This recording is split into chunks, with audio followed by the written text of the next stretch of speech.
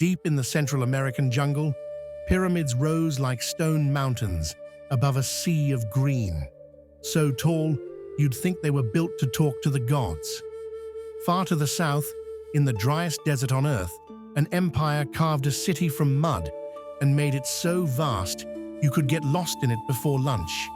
The Maya, the Chimu, two civilizations that never met, never traded, never went to war. And yet, if you placed their achievements side by side, you might wonder who truly ruled the ancient Americas, the kings of the jungle or the lords of the sand. Both mastered their worlds, both built wonders, and both fell, not to weakness, but to forces even they couldn't control. But before we get to the fall, we have to see how they rose.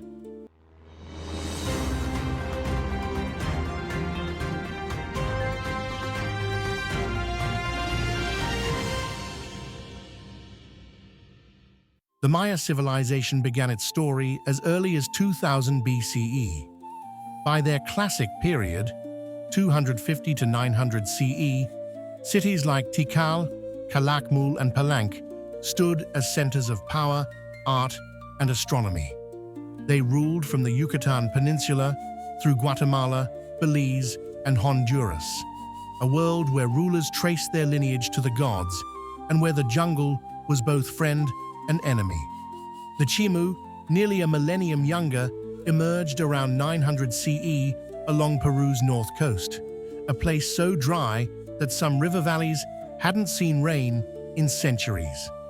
From their capital, Chan, they built the largest adobe city on Earth, ruling an empire that stretched for 1,000 kilometers along the Pacific. The Maya lived in a world of too much water, the Chimu in a world of almost none. And yet their solution to survival was exactly the same: control the water, and you control the people. The Maya's jungle was lush, but it hid a problem: few rivers and porous limestone that swallowed rainwater. They responded with chultans, bottle-shaped underground cisterns, and sprawling reservoirs that could hold water through drought years. Terraced hillsides and raised fields turned swamps into breadbaskets. The Chimu's challenge was the opposite: no rain, but seasonal rivers from the Andes. Their answer? Irrigation canals, some over 80 kilometers long, carrying life to desert valleys.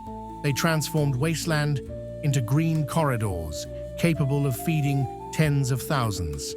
Both mastered the science of survival. But neither stopped at survival. They built cities as symbols of their mastery. And in those cities, power wasn't just seen, it was performed. The Maya's cities reached upward. Temple 4 at Tikal soared 70 meters high. Limestone walls carved with glyphs recounting wars, kings, and the turning of the heavens.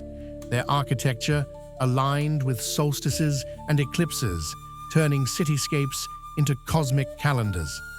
The Chimu's Chan sprawled outward. Covering 20 square kilometers, its adobe walls formed ciudadelas, palace compounds for each ruler.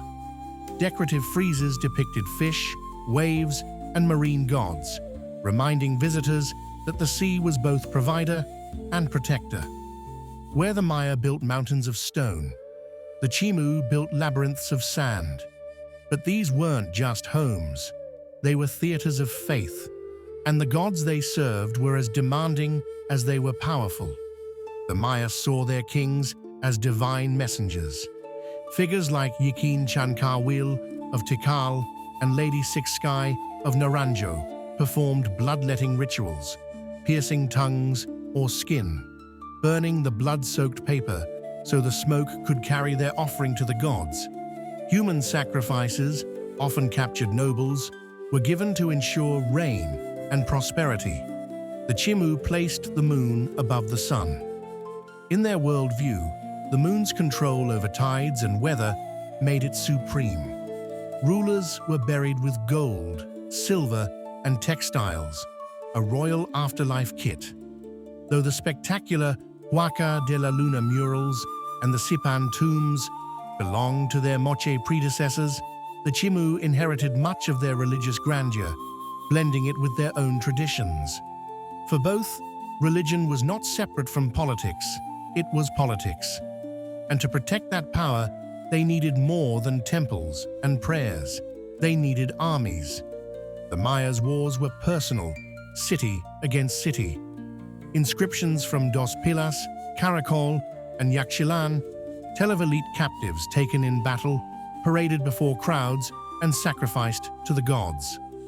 Warfare was about prestige, not territory, yet alliances and betrayals could shift entire regional balances.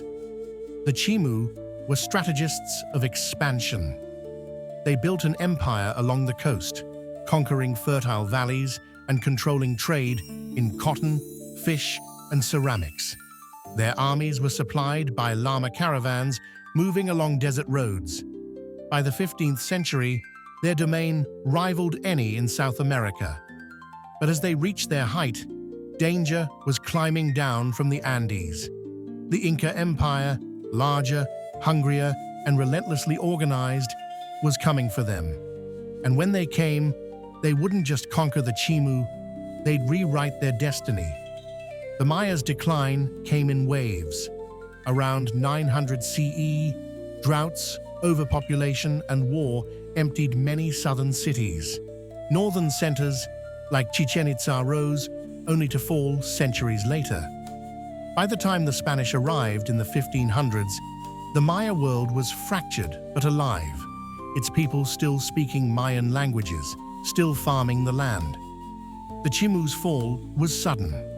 Around 1470 CE, the Inca ruler, Topa Inca Yupanqui, invaded. The Chimu king, Minchangchaman, was captured. Goldsmiths and artisans were relocated to Cusco, their skills absorbed into the Inca state.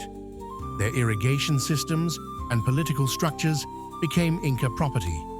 The Maya were never fully erased.